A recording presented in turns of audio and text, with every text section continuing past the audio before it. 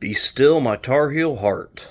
Um, as many of you know, I can tell by for those of you wondering, the Carolina and Carolina fan Jace is because I'm a huge North Carolina fan. Huge North Carolina Tar Heel fan. Have been really since I was probably about 8 or 9 years old. I was born and raised in North Carolina in Winston-Salem, where Wake Forest is at, but we don't claim them. There's no two ways about it. We don't claim them. Um, my grew up. Mom's from Connecticut, dad's from South Carolina. Up here, in the upstate where we live now. He wanted to retire down here, so that's why I'm back down here. Stay close to him, and mom and dad. Him and mom and dad. Good lord, him and mom. Uh, and he's a huge Clemson fan. Always has been. Always will be. And so there's pictures of me when I was really young wearing Clemson stuff, and I'm okay with that. I don't hate Clemson. I work in the city of Clemson, not for the university, but I've always pulled for them because of my parent, because of Dad and his family, who are big Clemson fans. But North Carolina is always my number one school because I was born there, and when I discovered the origin of the Tar Heel name and what it represented, it meant a lot to me to know that I was born there, and I immediately became a North Carolina Tar Heels fan. I think this was right after they won their basketball national championship in 1993 over Michigan, the Fab Five, the timeout game, all that good stuff. You probably already know that. So the football teams hadn't really produced much at all in my lifetime. Back in 1980, they won their most recent conference championship, their most recent ACC football championship, and they hadn't won any conference championships since. Even in the years when there was only like 11 teams in the ACC, we never could get it done. And the closest thing to any kind of relevance we had was when Mac Brown's been our coach, whom we just fired, which I'm not a fan of. I don't think he fired. I don't like the fact they fired Mac Brown. He came to North Carolina. He gave us a lot of respectability. He took us about as far as we could go under the old college system. He left and went to Texas and won a thrilling national championship against a USC team that was making more money than most professional teams. And then to end his career, he came back to North Carolina. He came back to the coach of the Tar Heels and brought us back to a level of respectability. And so to me, you don't fire him. I know it was a tough year, but this is a new college system now. A lot of the old heads are having issues. A lot of those of us that used to love college football are not loving it quite as much anymore. It's a new day. Nick Saban, 7-time national champion, 6 times with Alabama in the last 15 years. He said he left Alabama and said, I just can't coach under this new system anymore. With the players getting paid and these 18, 19-year-olds getting millions of dollars. I mean, I remember when I was 18 or 19, if I was getting millions of dollars, I'd be out of control. I guarantee you I would be. So I don't blame them for getting out of there. I wish North Carolina would have given him the chance to resign. Now, I don't know if there's any contractual issues there where he would have got more money if they just fired him and tried to work with him. But you don't want that stain of being fired on your resume. You find a way to go behind doors and maybe change the contract a little bit quietly.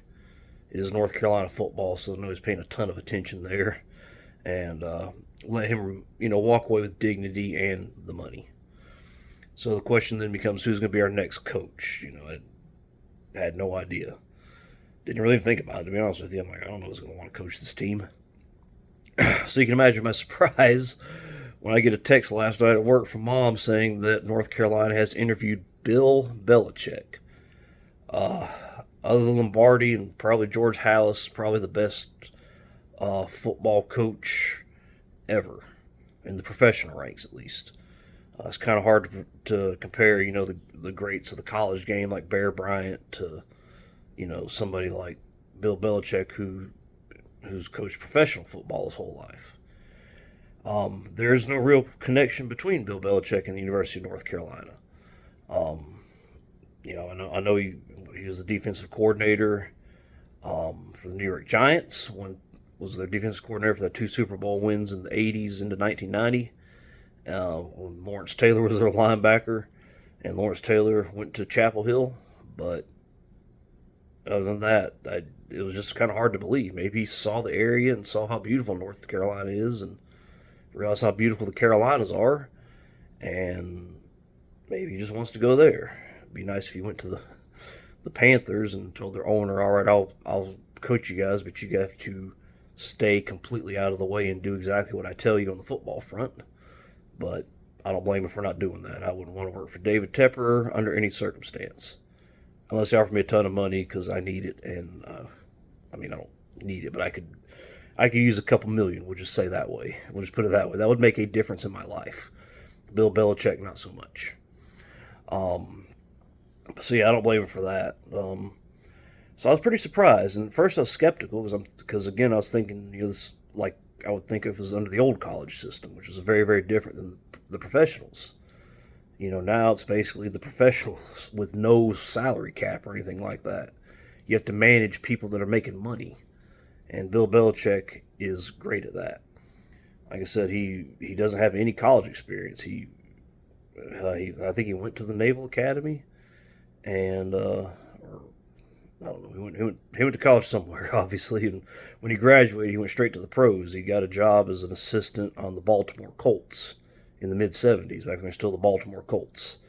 Went to the Lions, I think, and found his way to the New York Giants, where he worked his way up to defensive coordinator, and they won 2 Super Bowls with Bill Parcells as the head coach. And he just had a really, really good run there in that gauntlet of the '80s when they had the Chicago Bears machine. They had the San Francisco 49ers they had to deal with. Philadelphia was always good, even though I think they only made 1 Super Bowl, I think, in the first year of the '80s. There's a lot of really, really good teams there that just, the Redskins, who were also in their division, and then, Dallas came to life towards the end of Coach Belichick's time as the defensive coordinator. So he had it. He had it rough, but they still got 2 of them, which is a big, big deal. And then after he became the head coach of the Cleveland Browns, got them respectable for the first time in a long time. They left to go back to Baltimore, where he started, and the team basically fell apart, and he went back to the New England Patriots, where Bill Parcells was the head coach, went back to being defensive coordinator, went to a Super Bowl, lost to Brett Favre. You know the story. Went to the Jets, became the head coach of the Jets. 24 hours later, didn't want to be the head coach of the Jets. Can you blame him? Became the head coach of the Patriots. In 2000, they drafted a 6th-round rookie by the name of Tom Brady. In 2001, Drew Bledsoe, their future Hall of Fame quarterback and franchise cornerstone, gets hurt. They put this young kid named Brady in there. And for the next 20 years, they do nothing but go to Super Bowls and win them. Going to, I think, 9 Super Bowls and winning 6 of them. So yeah, he's a little bit accomplished. And for him to want to, for the fact that he's already interviewed and apparently showing a lot of interest in becoming the next North Carolina Tar Heels football head coach, that's a big deal. That's something I never thought I'd see. I never thought I'd see anybody of any type of caliber. I was surprised when Mac Brown came back, to be honest with you, after he won the national championship at Texas. I figured he was just going to leave the Tar Heels football team in his wake, but he came back, and that meant a lot. And like I said, it's a beautiful campus, a great place to be. Now that we got those Palestinian protesters out of there, the people supporting Palestine out of there, ever since the fraternity brothers kept the American flag from hitting the ground there, that was pretty cool. If we get Silent Sam back up, that would be really, really great to kind of eliminate wokeness for good. But that's probably not going to happen. That's okay. I got him tattooed on me, so we're good. Seriously. But yeah, but it kind of makes sense when I think about it, because at first I'm thinking to myself, has anybody ever had a long run as a successful college coach and then go to college football and have any kind of success, or even tried? Yeah, so the only thing I can think of to even remotely compare it to is Bill Walsh. A lot of Bills here. Bill Parcells, Bill Walsh, Bill Belichick, Bill O'Brien. I'm just kidding about that one. But he yeah, Bill Walsh went back to Stanford after winning three of the four championships with Joe Montana with the 49ers. Had a good first year and pretty bad second and third year and got fired or resigned or something. But he was the head coach of Stanford in the 70s before he took the 49ers job. And so he already had some experience. And like I said, it didn't really go all that well. But then I had to remember, this is the new college. This is the new college football, which most of us don't like. I don't like, but I mean, if my Tar Heels are gonna have a chance to do something good, I mean, yeah, I'll pay attention for sure. Um, this is people getting paid. These are players getting paid, and one thing Bill Belichick understands is how to manage people who get paid. Because as the salary skyrocketed into the 21st century when he became the head coach of the Patriots, he still maintained a real level of control over that organization and even over Tom Brady, a great quarterback, probably the best quarterback that's ever done it. Um, and he coached him for 20 years, kept him, guided him, and kept his respect to the point where Tom, fell in line. And, Tom eventually left and went to Tampa Bay and immediately won a Super Bowl there, his seventh. But, they still maintain a good relationship to this day. Their relationship was never as bad as I think it was portrayed to be. I think, just because the point where after 20 years, I think it was time for each of them to kind of go their separate ways, which is understandable. And they're cool about it now. If you can get Tom Brady out there to just help them for like a day or two in like summer camp, work with the quarterbacks and just talk to them, that would be just an amazing thing for them. I don't know if you do that or not with his commitments to the Raiders, but that's a professional team. And now this is a college team, even though they're really professionals. So, yeah, if we can get Belichick, I'll actually be quite excited because, like I said, this is a new system.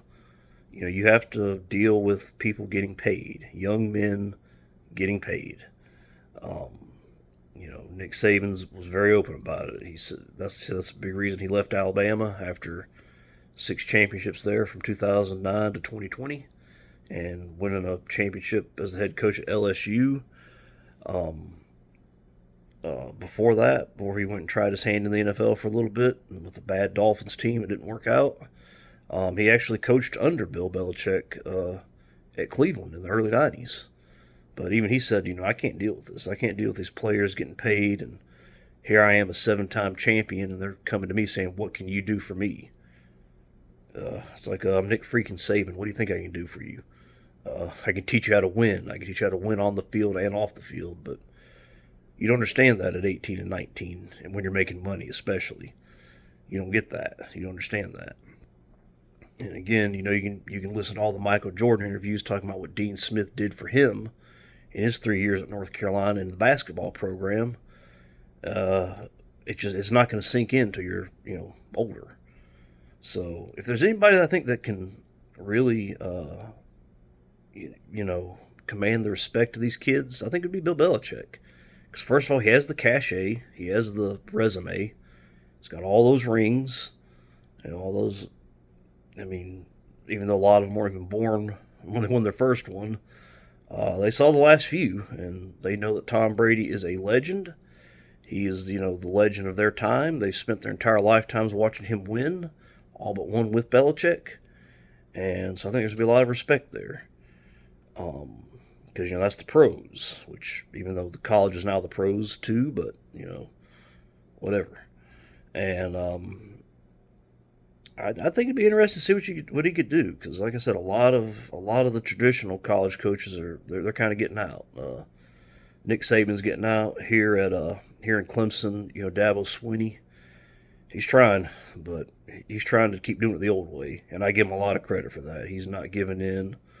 He's going to run a collegiate program. He's going to build a program, not with a bunch of mercenaries, which is how you have to do it nowadays. And I mean, he struggled, but I mean, you look at this year, they went 8-3, and that's a bad year for them, especially losing to their rivals in South Carolina, which sucks. But